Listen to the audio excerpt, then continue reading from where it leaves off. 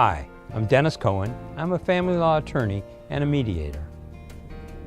Spousal support, alimony, how much, how long? Spousal support, most people call it alimony.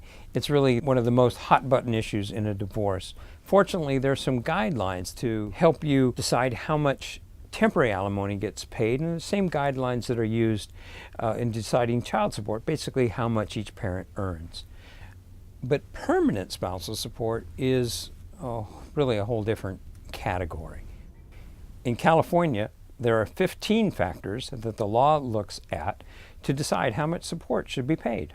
Basically, how difficult is it going to be for the supported spouse to get back in the job market? They have to have training, what their age is, their health, those questions.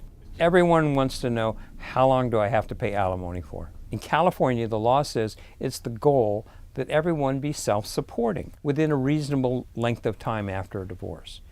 And the law says that if you've been married less than 10 years, that reasonable time is presumed to be half the length of the marriage. There are other factors that can come in to change it, but that's the presumption. California, we say that a long marriage is one for 10 years or longer.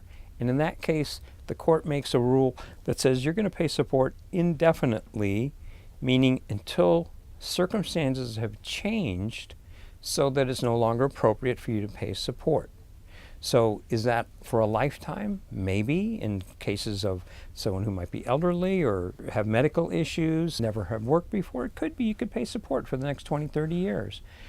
But it might only be 10 or 12 years if the parties are young and the supported party gets a job, wins the lottery. Once again, the factors in deciding how long are also determined by the same factors that go into how much, which is how well are we doing now that we're on our separate paths. So the primary factor in determining alimony is how much is each person making. But what if one spouse isn't working? And what if they're not working because they don't want to pay support? Or what if they're working because they want to be supported? The court, and in mediation, the same criteria apply. You can look at what are the earning possibilities, what's the capacity for this person to earn, as opposed to how much are they earning actually right now. One of the advantages of mediation is that you can look at the fairness factor. Someone who's never worked before maybe wouldn't be obligated to rush right out and get a job.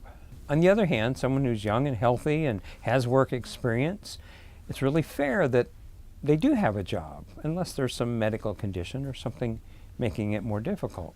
And when someone is unwilling to get a job, that can come into play as well, because it's often appropriate to show what is their earning capacity and what is their earning history. Those are more factors that really come into play when you can look at the whole spectrum of what's fair in terms of support.